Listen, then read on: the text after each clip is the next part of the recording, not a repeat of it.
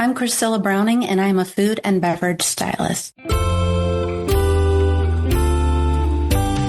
Hello, I'm Chris Stafford, and this is Season 3, Episode 8 of Art, the podcast where we get up close and personal as we get to know creative women from around the world of visual arts. Hello, and thank you for joining me. My guest this week is the food and beverage stylist Chriscilla Browning.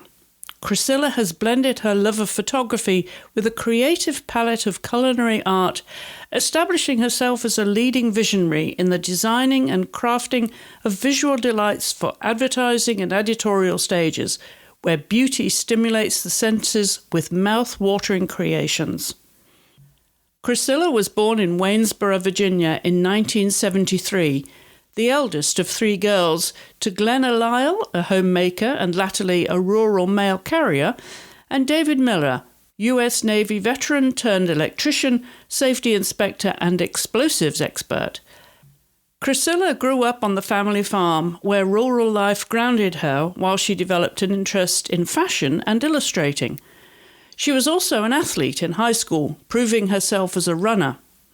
Her interest in the finer art of photography took her to the American College in Atlanta, from which she graduated with a BA in Fine Arts in 1994.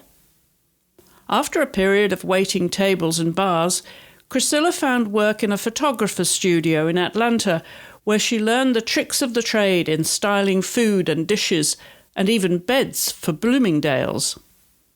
It was during this time that she met her husband and took a break in her career to have Skylar, the first of her two sons. Chriscilla has since built a lucrative business in food and beverage styling that leaves her little time for herself beyond exercising, which these days focuses on weightlifting. Chriscilla lives in Greensboro, North Carolina. That's when she's not traveling the country on photo shoots. Chriscilla, welcome to the podcast. Thank you for taking time to do this. I feel we'd actually be sitting around a table with a beautiful display of food, that we couldn't eat. Oh, I would love that. Thank you so much for having me, Chris. It's such a pleasure to be on your show. Well, thank you. I know that you are on the road now. You do a lot of traveling to various shoots. Is this international or just statewide, Chriscilla? My goal is international. I've yet to travel international for styling. But wouldn't that be fun? That would be amazing. Like I said, it is definitely on my list. So that would be to places like where the food is just, well, around the world, it would be ideal because every country, of course, has a wonderful cuisine of its own. But you're probably thinking of places like France and Italy, are you? I think of places like France and Italy all the time, Greece, any place tropical where I could do, just have sourced different vegetables and just different ingredients. Okay, so I'm going to ask the obvious question up the top here, Chriscilla. Are you a lover of cooking as well? Are you a brilliant chef? Should I be coming to dinner anytime soon? I am asked this all the time. And I have a mother who's an amazing cook, not a chef, but just an amazing cook. And she has taught me how to cook, but I choose not to cook. I don't it doesn't bring me happiness to make meals, because I think it's because I'm making things all day long. And one day I can be making a Christmas feast and a Thanksgiving feast and an Easter feast. And then, when I go back to my place, I don't want to eat or even seafood. So, no, the quick answer to that is no, I'm not, but I can. I have the potential. You have the expert advice of your mother as well. And I'm sure recipes too, family recipes. Exactly. And if you came over to the house for dinner, I would promise you the most beautiful spread. And if I didn't prepare it, I promise you I would have sourced the most amazing chef to prepare it. So I love that idea because we don't live too far apart. No. We're both in Virginia. This love of food art, obviously the love of food is one thing, but the love of food art, where did that originate? That's a really good question. I've always had a love of art, and when I was trying to figure out, as a younger teenage, what I wanted to do, I wanted to go into fashion design. So I spent, I was an illustrator, and eventually that took me to an art school in Atlanta. And then when I got to art school, you always have people who want to encourage you or discourage you. And the encouragement was, maybe you should lean towards photography, because illustration's not really, something that you can produce in the States and make a living doing. They just kind of discouraged it. They said it's more of an international thing. So I gravitated more toward photography, and my degree was in fine art. So I was always, it was kind of a mix of both. At the time, I didn't realize that there was someone out there that did food and styling and beverage styling. But I would soon learn that after. In terms of the photography then, was that something you did as a child? Was there anyone interested in photography where you might have picked that up as a child? I don't think so. I've always been fascinated with composing and taking photos of nature and just different things. And I think, when I started focusing on it in college, I realized that I'm not a math person. I'm not good with technical. I like colors. I like light. I like to figure out what makes, or how you can make something look really beautiful by manipulating the light. And so I did play around with a lot of that, but I realized I was never going to make it as a photographer because of the technical aspect of it. And there again, when I started an internship with a photographer, I quickly learned about these people who were just doing exactly that. They were, putting products in front of cameras and helping determine where the light hit, or, but they weren't actually the photographer, and they were called stylists. And I was completely fascinated and blown away by that. Well, let's go back to your childhood and your other interests as a child, because you said you were born in Waynesboro, Virginia in 1973. You're the oldest of three girls. So what did that mean, being the oldest of three? Were you the most responsible one? I was definitely the most responsible. I would say I was probably the most bratty. And and no one will argue with you on that. Argue with me on that. But yeah, definitely. My sisters and I are all 4 years apart. And, at 4 years old, to have a new sibling come into the picture, I was kind of just like, what do we need her for? So I did have a good 4 years, as being the only child. It was a little tough. But ultimately it was a pretty normal sisterhood that all three of us had. Were you brattish in what way then? How did that play out? It played out like it was, I like to boss both the girls around. I like to torture them a little bit, meaning, hide underneath their beds and grab their ankles when they, I would get in trouble constantly. I was constantly getting in trouble. Quit messing with your sisters. I would, years later, I had this discussion. I apologized to him. I said, I'm really sorry. And there's nothing but love in my heart for both of you. But, at the time it felt right. And I just, I don't know. I guess it's just the 4 years apart thing. I guess if we were a little closer, I wouldn't have known that gap, or, even farther apart, maybe I would have known it more so. So, but we had good times too. We played on the farm together a lot and had little things we did. So I would say it was like a little roller coaster of childhood, sisterhood, good memories though.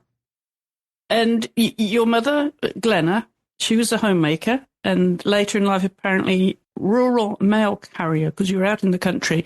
And your dad, David, an electrician, safety inspector, and explosive expert. Unpack that for us, because that's quite a potent mix. Yeah, Dad's quite an interesting man. He's amazingly I always said he's amazingly brilliant in his own way, meaning that he always had, like, even as a child, he was always inventing things. And I can remember we lived down a long farm lane. Our house had a long like lane to get to the farm, and he had invented this thing that like went out across the lane so that when a car rolled over it, it would ding a little thing inside and kind of warn us that company was coming, so no one could just kind of sneak up on the house, and just little things like that. He had a really big imagination. I always thought if he could have ever finished those out, he would be a billionaire today, just from all his inventions that he came up with way before anyone else did. But he started out he was in the Navy, and he was an electrical in the Navy, and then he was a residential electrician. I used to go with him on jobs all the time and help him wire homes, and he would teach me how to do different things. And from there, I remember he went into the Virginia Department of Transportation as electrical, and kind of overseeing their departments there. And then it just kept, like, he kept growing. And then he worked for OSHA, and he was called out when, fatalities were involved and there were things that were wrongdoings and technicalities and stuff. And from there, he developed, and I'm not sure, it's scrambled. I probably should go back and ask him about it, but how OSHA and the explosives combined. But I think it had to do with, I know that explosives are used quite often in the field to break up the ground or, bring up an old road or whatever so that it can be rebuilt. So I think that's where his love and passion for explosives began. And then later he got certified and became where he would just go out and give these lectures and demonstrations. And it actually took him all, he traveled quite a bit doing these lectures on high voltage and explosives. And so what kind of things did you do for fun with your parents? Who did you hang out with the most, mum or dad? I would say both had different qualities. I probably tried to stay away from mom a little more because she always had cleaning involved. But because of it, I'm a super neat freak today. So I thank her for it. We like to joke because we're the only two in the family that are just like extremely OCD. And then, dad liked to take me out and show me different things life lessons. I have early memories of just working with him and doing the electrical and going on hikes and him showing me how to hunt for mushrooms. To this day, he hunts morel mushrooms, and they're the most delicious mushrooms that ever come out of the ground. But finding them, if you don't know what you're looking for, is like a needle in a haystack.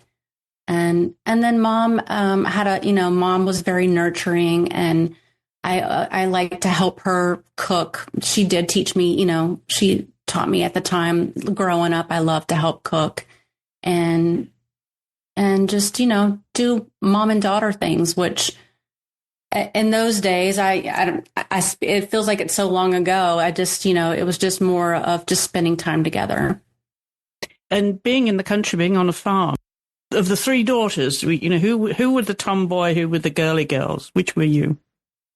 I would say we were definitely all tomboys. I would say we were all tomboys. My dad wanted boys more than anything else. And he loved us dearly, but we knew he wanted boys because he always tasked us to do boys things.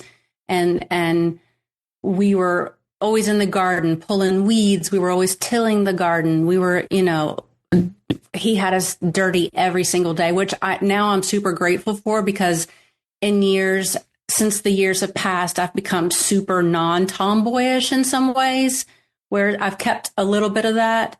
But I'm the only one that kind of went to the other side to be more girly. The other two, I think, have stayed to be a little more moderate, and they're not, either one of them are super tomboyish, but we all did super tomboyish things. We used to go out and dig up wild ramps and onions and potatoes, and like we would pretend like we were making a stew outside, and so we were always playing out in the fields doing stuff like that.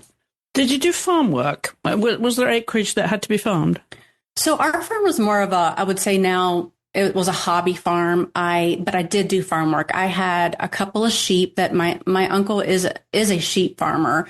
So he had given me a couple sheep. So I was responsible for taking care of them. And especially like when they were lambing, I would remember staying out at early mornings of the night, making sure that the lambs were okay when they were giving birth. We had chickens. We had a multitude of chickens, and I was responsible for gathering eggs, which at the time was more of a task just because it wasn't like a neat little chicken pen where all the eggs were gathered from one place. It was literally like a scavenger hunt every day. And I had rabbits and goats, and so the chores were very much morning and night, but it was just, feed the animals, take care, you say take care of a dog or a cat was nothing in comparison. There were, at all times 10 cats and, 50 chickens. And so it was always full of responsible things to do. Well, life is very different for you now, but is any of that you miss that you wish you could have yourself now? I don't. No? Don't miss any of it? I don't.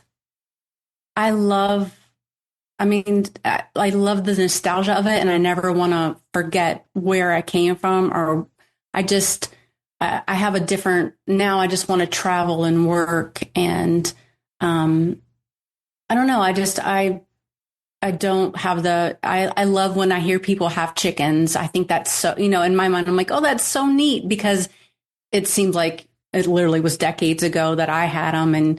But then I also remember all the things that come with, with that responsibility. And there's a lot of stuff that you have to do to take care of animals to that capacity. Absolutely. Yeah. And of course, now you probably wish you did have chicken if you eat a lot of eggs and you use eggs. Well, I am a vegan, so so maybe not. So I'm completely safe at this point in my life. Now, tell us about your grandparents, because often we gravitate to one or other grandparents, don't we? And I know that 2 members of your family were artists. So talk about that background and where you related to your grandparents and their story. Were they immigrants? So my dad's parents, they were, my grandfather's side was German, predominantly German, and my grandmother was predominantly Czechoslovakian, European. And so it was the German side that had the artist. It was actually, and it was someone I had never met. So it would have been my grandfather's mom was an artist, and apparently she painted. And I have some of her paintings and drawings, and they're very beautiful. It's a very different style that I wouldn't even know how to categorize it. And then my great aunt as well, who was also on that same, my grandfather's side. She was also an artist, and I had a lot of her, she was into wood carving, with like, I guess it's a hot needle or where you burn wood and you carve it. And I had some beautiful pieces at one time from her. So yeah, the artist, on my grandfather's German side definitely ran deep. But that's all I really know of, from that in the art, I guess, in the art field. Did your dad have an interest in art? I don't think my dad has ever expressed an interest in art. And your mom? My mom appreciates art, and she definitely appreciates my art. But no, I don't. She always said that I'm the artist, and that she wishes she could do. And I try to explain to her that have the ability to cook is an art in itself. So that's a huge talent that people can't just pick up and do a pinch here and a pinch there, and it just be wonderful. And I'm living proof of that. So there you go. And what about your sisters, Trinella and Janella? Do they have an interest in art? So Trinella is an artist. She's my middle sister. And she is an amazing artist. And her art is from nature. Her house backs up to a national forest, and she hikes in nature every day. So she's immersed in nature. But she'll go out on and she'll forage for sticks and rocks and moss, and she'll carve them into there we go. She'll carve them into wine holders, or she makes the most beautiful. I'm not a wreath person, and she makes wreaths so beautiful that I would put them anywhere in any space I occupied. They're just kind of whimsical, and they're made out of grapevine, but they have a really loose quality about them. So she does. Yeah, her art's beautiful.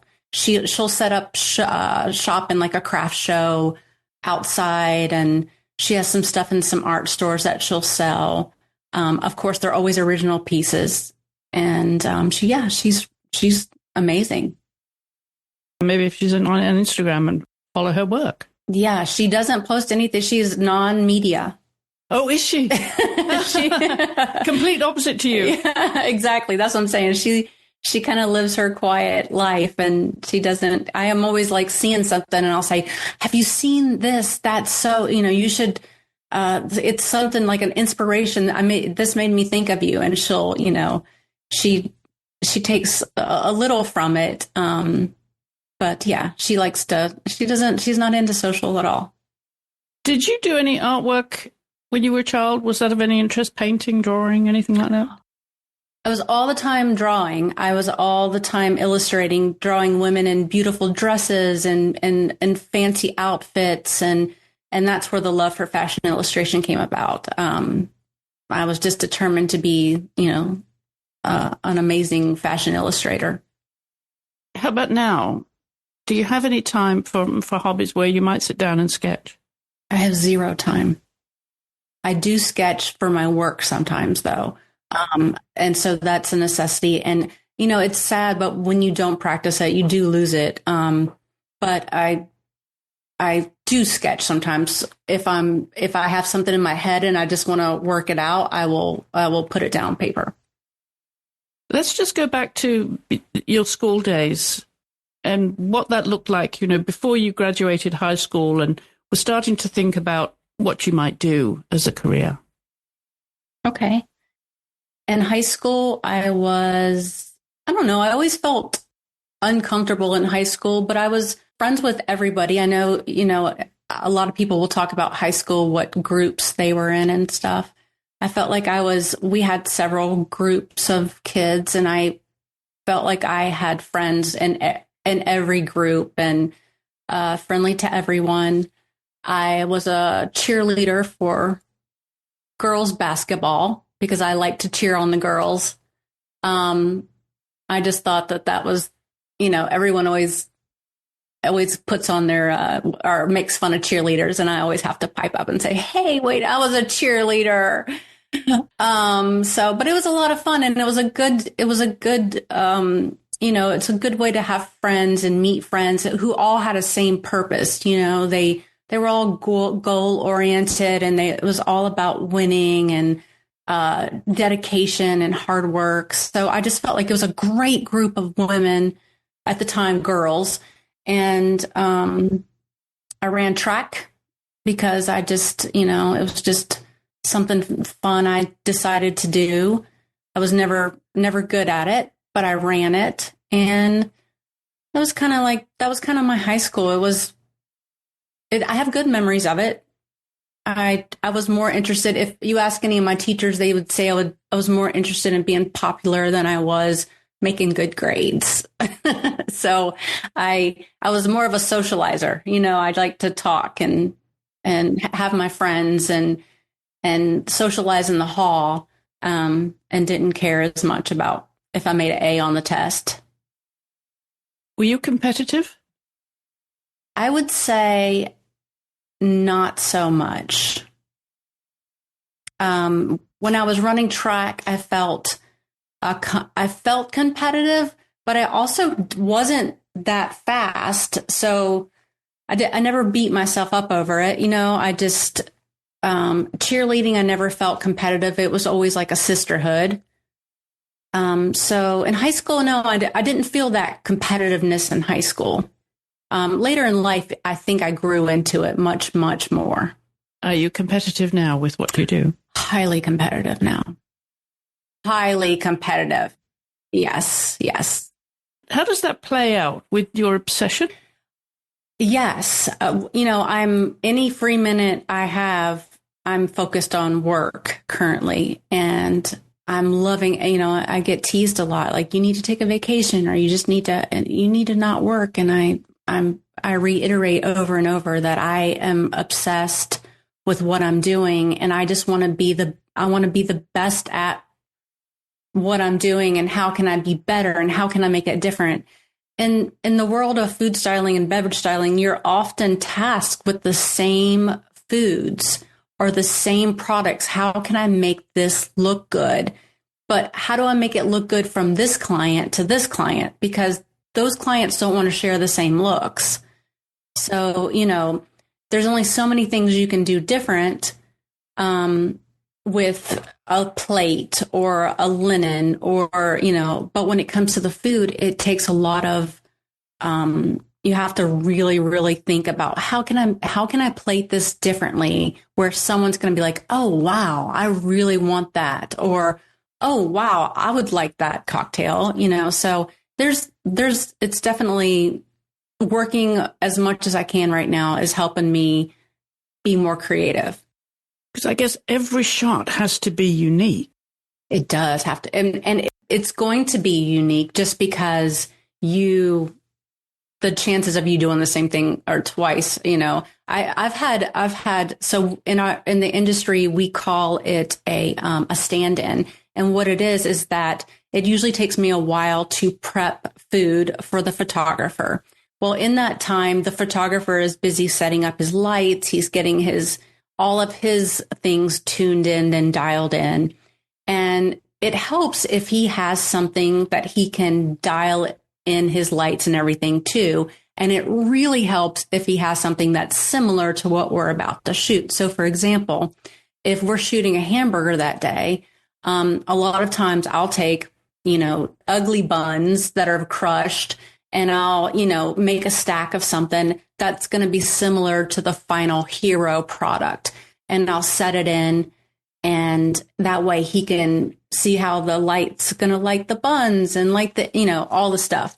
But a couple times in my past, I've done these really quick stand-ins because, I can't be bothered with a stand-in because I'm working on the heroes for the photographer. And the client's been like, well, can you do it like you did in the stand-in? I'm like, no, like that was a different, you can't do exactly. So I've learned since to take paper towel and stick it in between the bun, or, something that's not real, because I've had clients saying, well, I liked what you did with that stand-in. And when I'm really perfecting it, or, the hero, they wanted to mimic something here or there, and trying to mimic a piece of bacon or a hamburger patty to do exactly what it did on a different something other is totally a task. Because not every lettuce leaf is going to sit the same, is it? No, it's not. And it doesn't. That alone, just as much as you have to switch out lettuce leaves or anything that's green that wilts, you'll never get that same piece back. And so just going back to when you decided to go to art school and you went to Atlanta, Was it for their specific program, or what made you choose to go south? I chose Atlanta because it was a fine art college with a 4-year degree, which I was after. And I had looked into, I was obsessed with the thought of going to a bigger city like New York or Chicago. But a lot of mentors kind of guided me toward Atlanta. I started talking to people and they said, Atlanta is really nice because it's a big city, but it still has that rural type hometown feel. The people are not, they're super nice. And maybe I was 17 when I graduated. So maybe since you're going to be on your own in a big city, that maybe that should be the direction you head in. And then at the time that school came into place and everything just kind of the pieces fell into the right spot. And I was, it was just the perfect fit, I guess you should say. And what kind of a student were you? You were the social butterfly in high school. So yes. Did you take that to college? So of course I took that to college for a minute. Took it to college for a minute. My grades were starting to plummet. And I realized that college is a whole different thing. The professors they don't want to play. They don't want to talk to you on the side and encourage you to do better. They just want you to show up and do your best. And so an odd thing happened along the way is I actually found out I was pregnant with my first son. And I thought my world came to a crashing halt. I just thought, oh, wow. Okay. So you came here to make something of your life. You partied a little bit. And now I'm pregnant. And I was dating the father of my son. So, it wasn't a party. It wasn't like a wild party situation, but it still wasn't ideal. So I did what any person would do. I got married and had a beautiful, beautiful baby boy. And that's Skylar. And I credit Skylar with changing my whole entire life.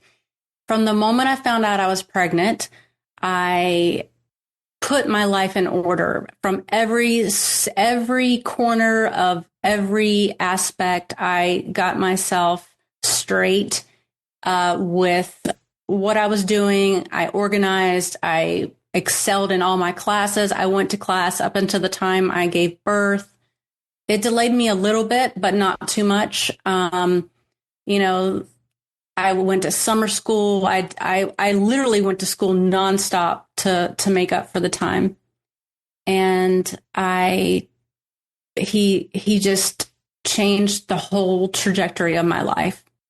He made me realize what was important and that I didn't have the time to mess around anymore and that I was going to be and do. And he was my reason. So once you found out you were pregnant, then the partying stopped, did it? Absolutely stopped.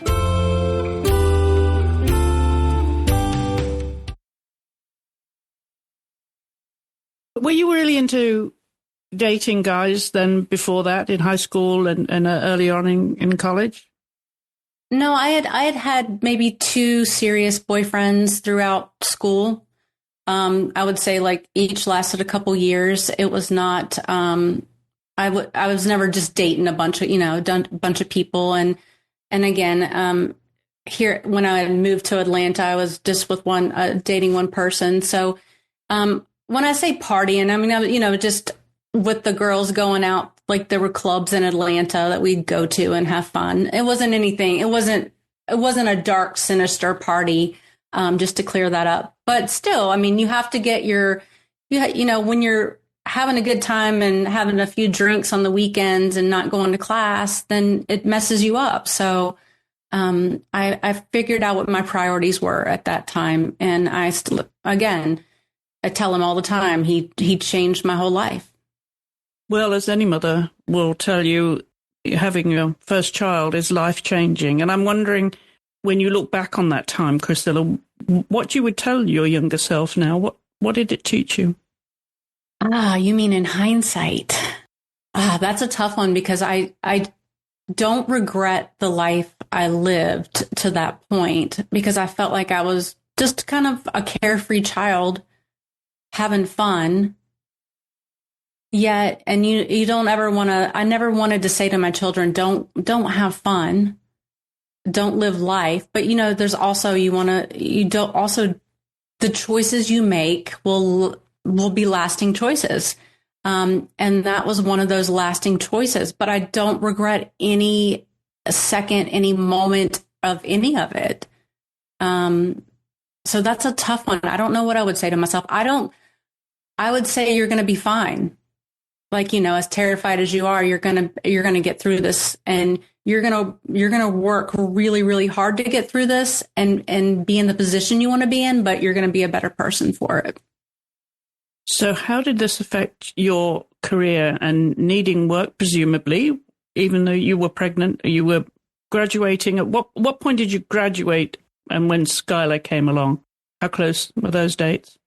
I would say, so Skylar was born in 93. I think I graduated in 94 from college. It was drastic in the fact that I took, I was waiting tables during my pregnancy to make extra money at the time, but then I was ultimately picking up extra work to make extra money. And at the time, my husband was a landscaper, and he was not making very much money per week, but, we were in a rental house, and I would work through the night at a bar downtown Atlanta, and then I would go back and I would look for jobs during the daytime, but mostly I raised Skylar, and that's the part that I am fortunate for, that I was able to, go in at work at 9:00 at night and work till 4 a.m, and then go back. And then when my husband was at work, I was able to raise Skylar. So those were the days that they were hard days, but I wouldn't trade them for anything. That must have been exhausting though, Chriscilla. That's a really heavy schedule, day and night. It was very exhausting, and I didn't think I would recover from it for a while. So, but I did. You got through that period, and where was the turning point to take you into the career that you wanted? The turning point would have been, that's a really good question.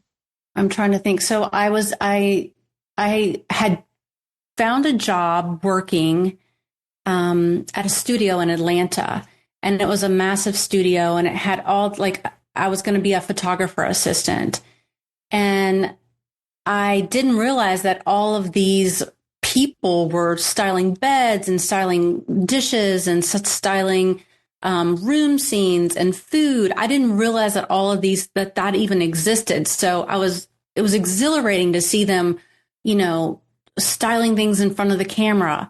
And when all of that happened, I told the people that had hired me, I was like, I know I came on as a photographer's assistant, but I'm really drawn to the styling aspect of this. Is there any way I could be switched over to a styling assistant? And they were just like, sure, like, we're happy to do that. So that's where it all began. I started ironing beds for stylists who did Bloomingdale's.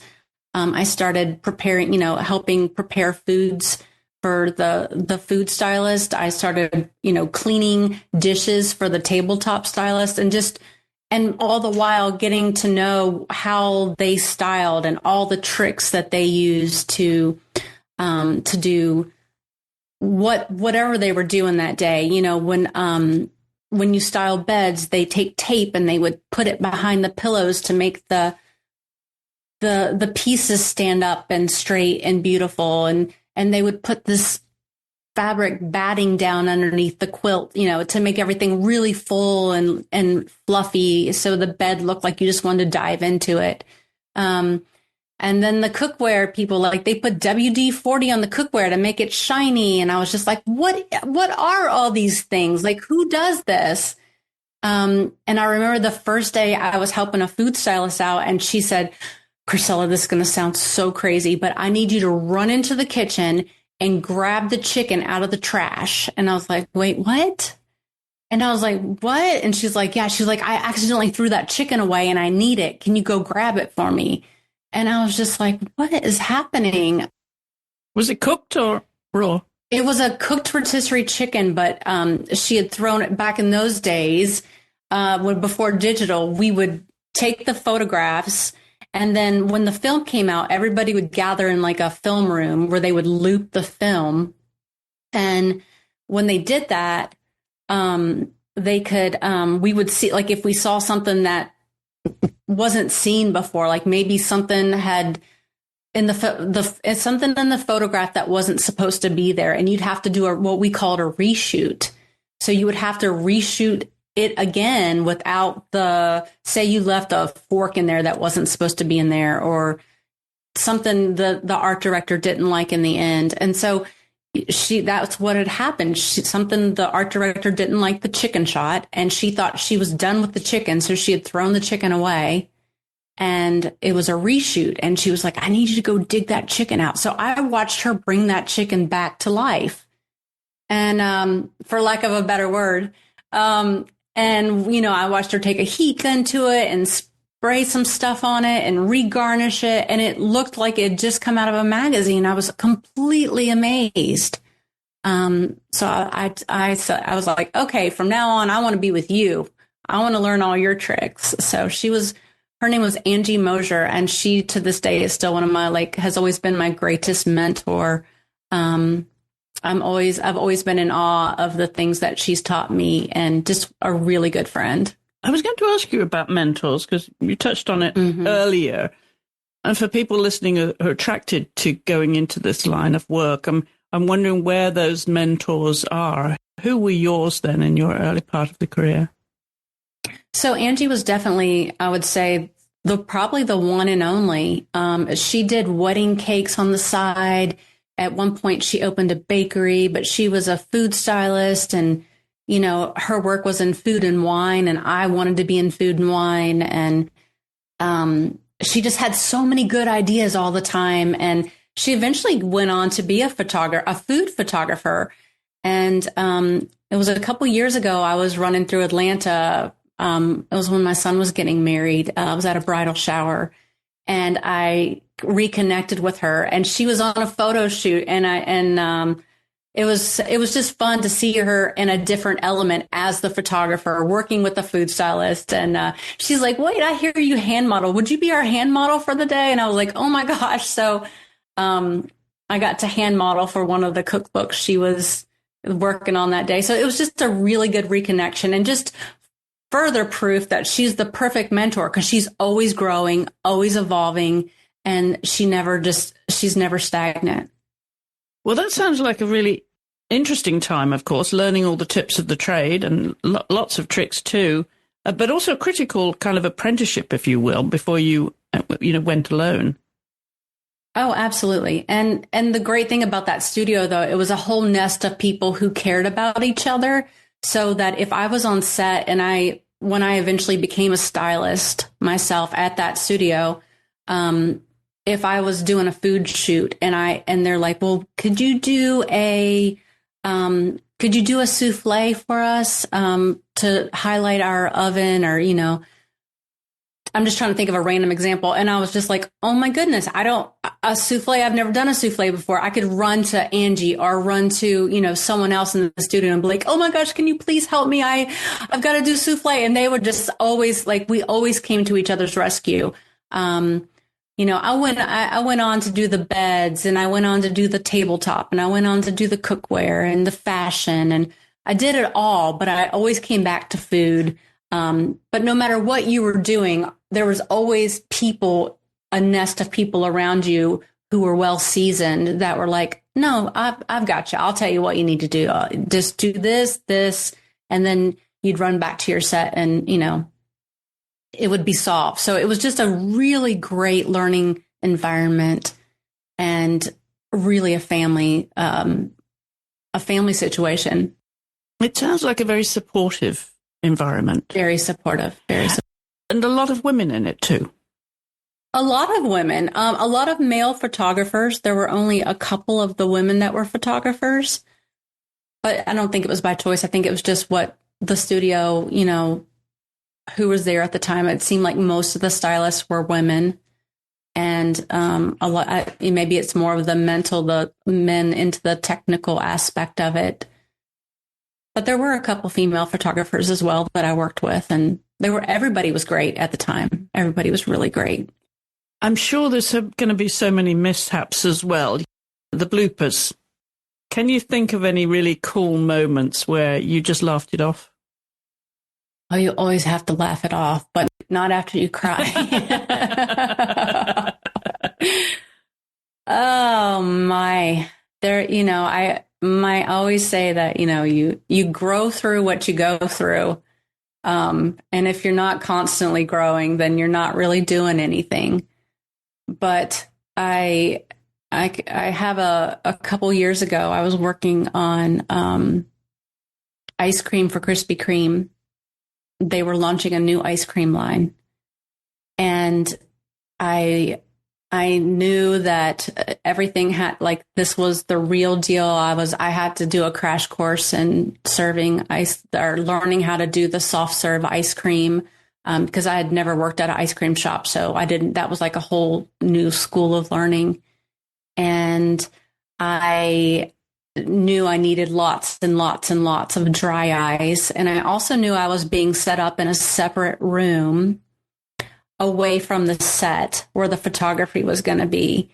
And I knew it was going to be a very hectic situation with lots and lots of stress. But I was prepared. I had thought of anything and everything, or so I thought.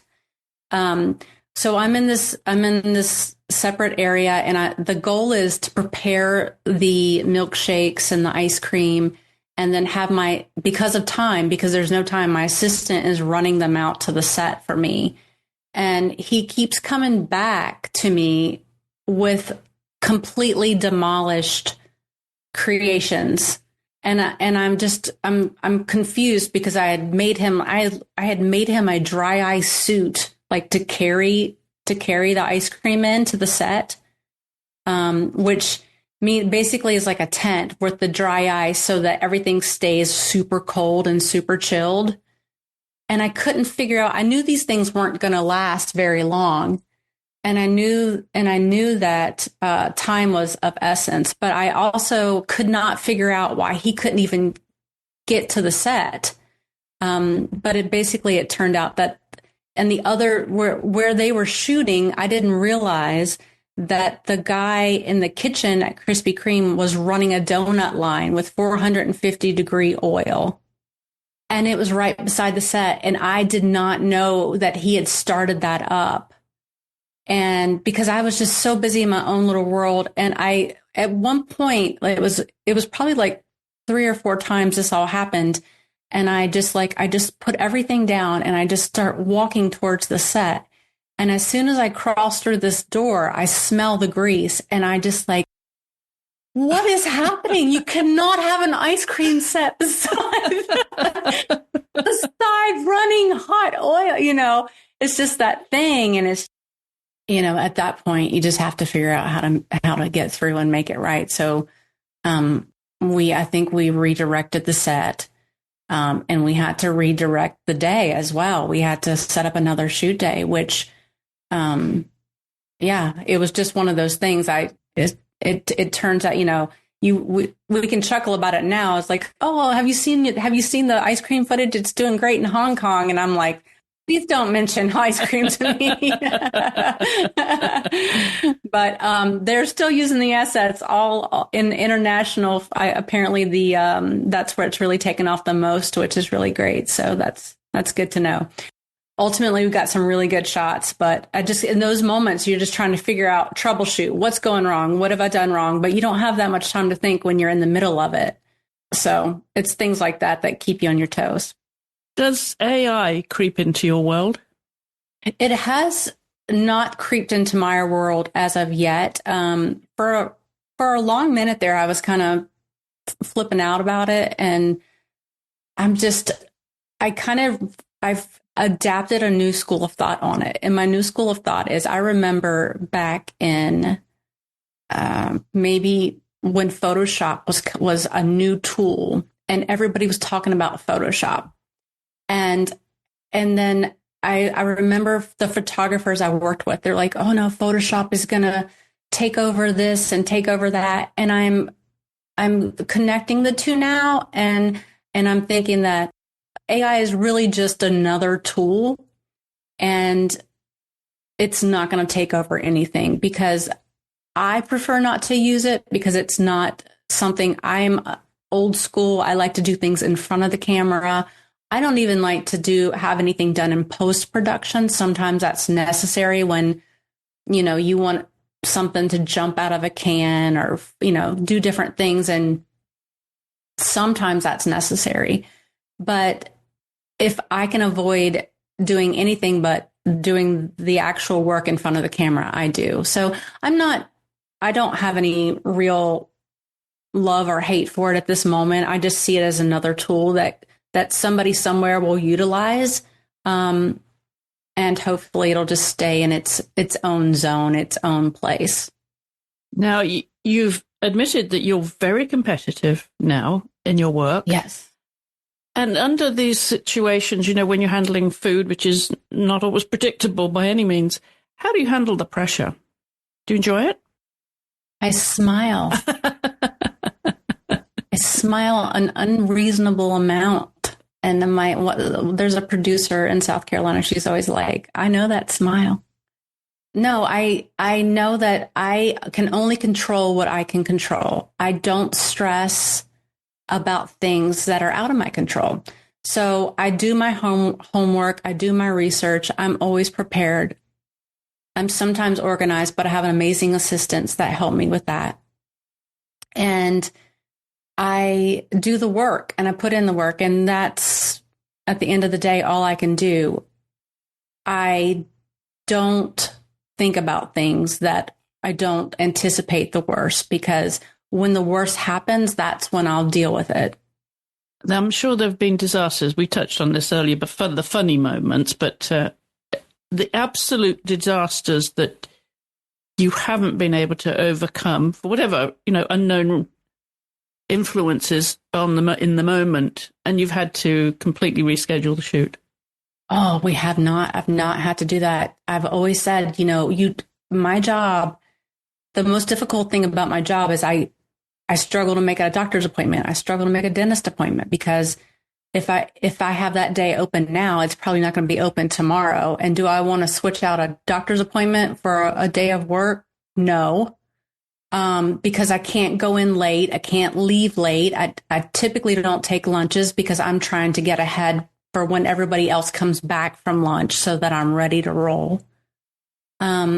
So it's just one of those things where it's a constant, you're constantly going and constantly trying to think and prepare and keep everybody in the best space possible. And if I got sick, they would have to, the joke is like, I would have to leave the set in an ambulance, because I wouldn't leave, I wouldn't walk away from a set, because everybody is scheduled on these days for these projects. You have, you're paying for a photographer, you're paying for art directors, you're paying for clients to be there, you're paying for their agency to be there.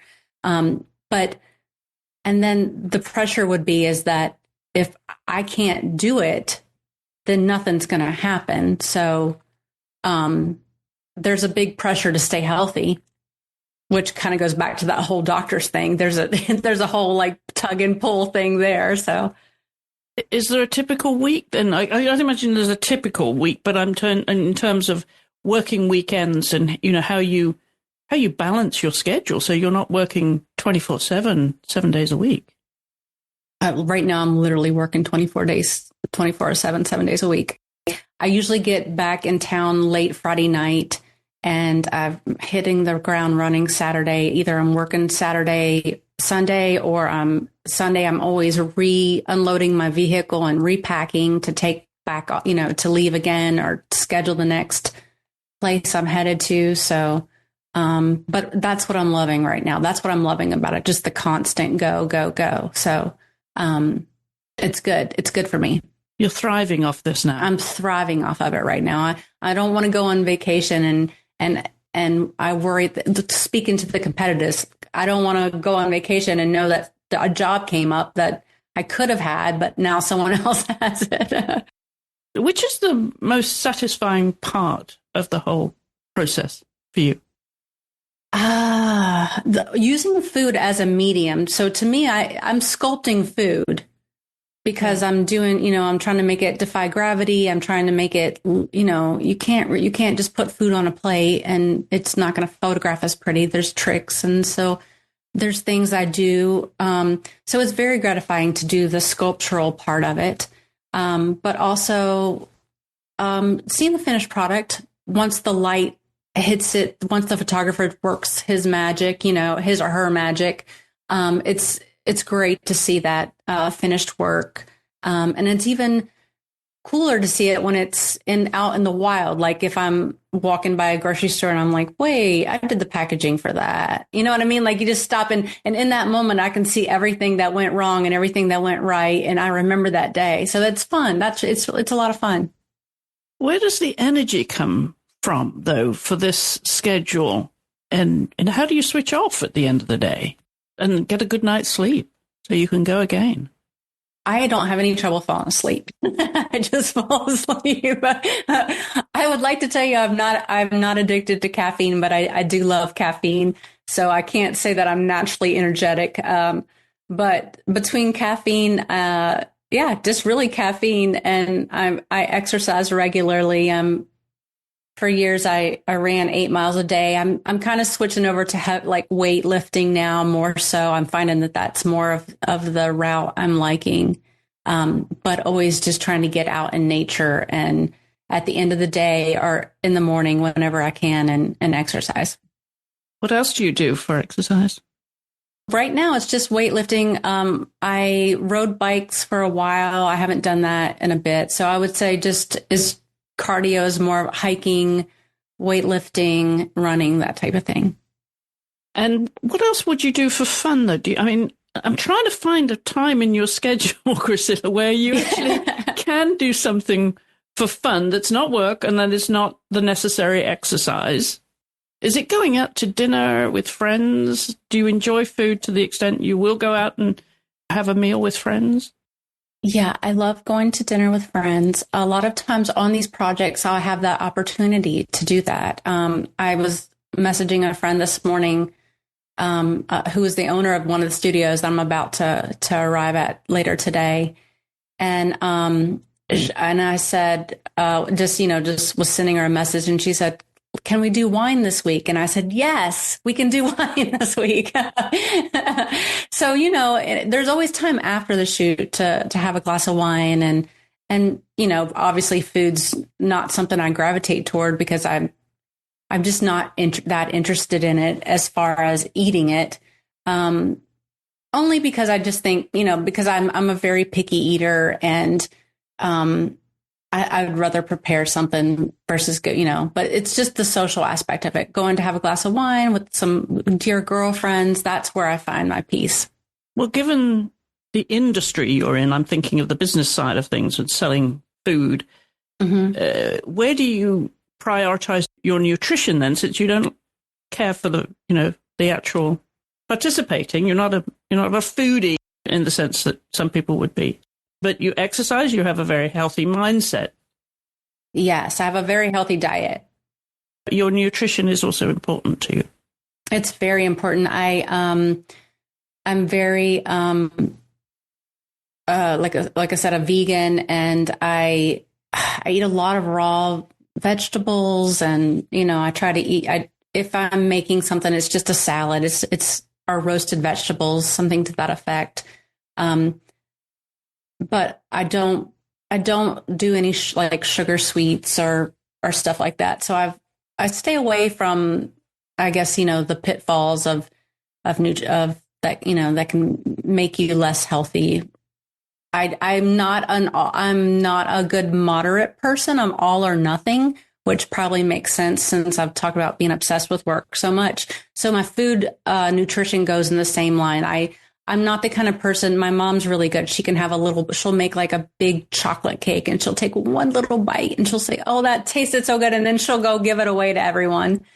Whereas if I don't like chocolate, but if I had one bite of something I liked, I would want more of it. So it was probably about 21 years ago after my second son was born, I detoxed from soft drinks and sugars and candy and all that stuff and just took it out of my life. And I made it not accessible, meaning like it doesn't even register in my world. And that has helped me have that mindset. Like it's not part of my diet. It's not part of my lifestyle. What's your indulgence then?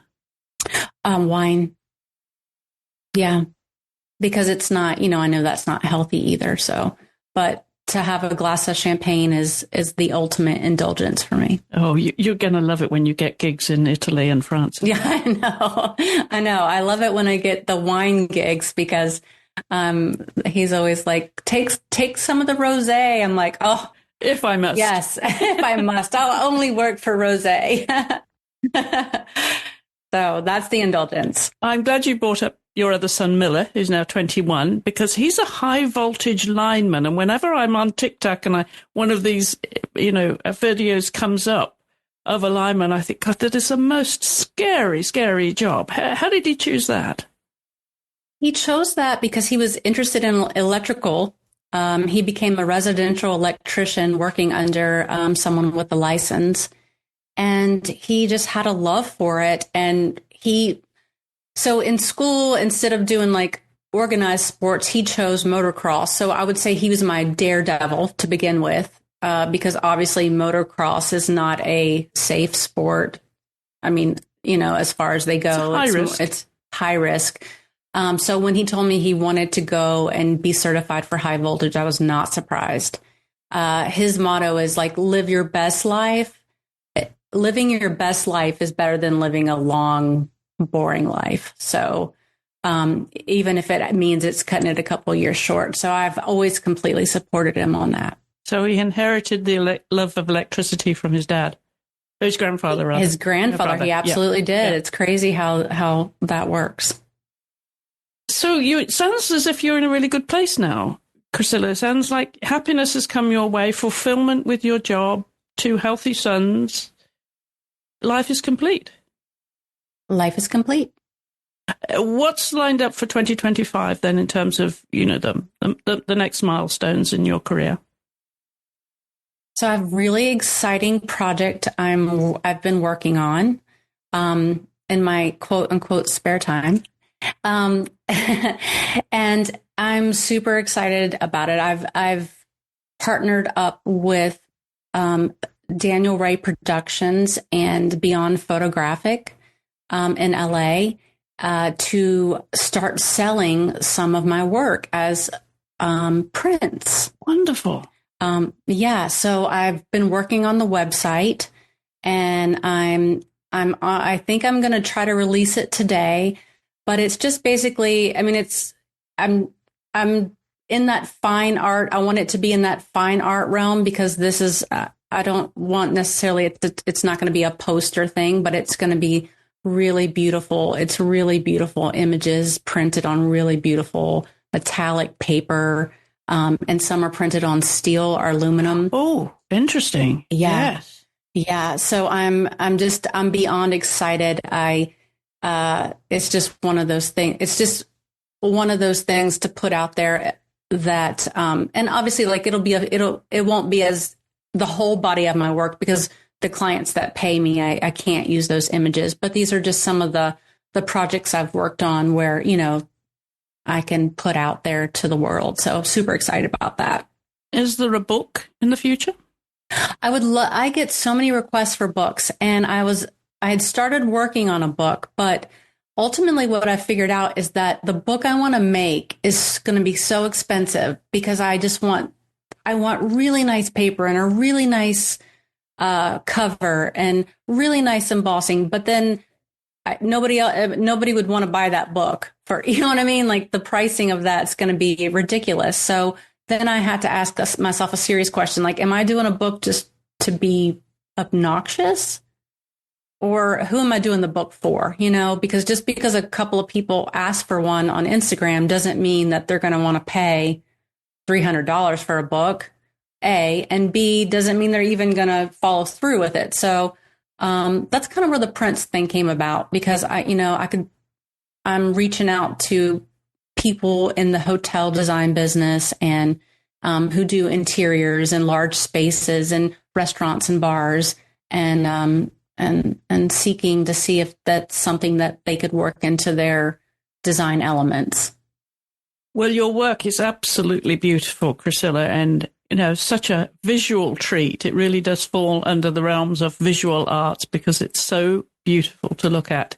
And I'm sure there's lots more ideas to come. So I really appreciate you taking the time to come on the podcast and share your story with us. It's very inspiring. Thank you so much for having me, Chris. It's been such a pleasure. And if you scroll down the show notes, you'll find the full transcript to this podcast, as well as links to Chriscilla's social media and to our social media. Do give us a follow. You can leave your comments on Instagram or YouTube. We are on YouTube at the Art Podcast now. That has all the videos from every episode of Art, as well as video content that is extra bonus content with each of the guests. We started that for this season 3, so go back and take a look at all the previous bonus content that we have there, where we continue the conversation beyond the podcast. And we always love to hear from you. If you have any suggestions for guests, you can drop us a line to theartpodcast@gmail.com. Don't forget, art is with 2 A's. And of course, we'd love it if you have a moment to leave us a 5-star rating and a review on Apple Podcast or Spotify, wherever you listen to the show, because that does make a difference to our rankings on a podcast app, and of course then helps others find the show. And of course, we love it if you would share the show with anyone you think might enjoy it as well. My thanks again to my guest this week, Chriscilla Browning. I'll be back in 2 weeks' time when my guest will be the British textile artist Alison Holt. So I do hope you'll join me then.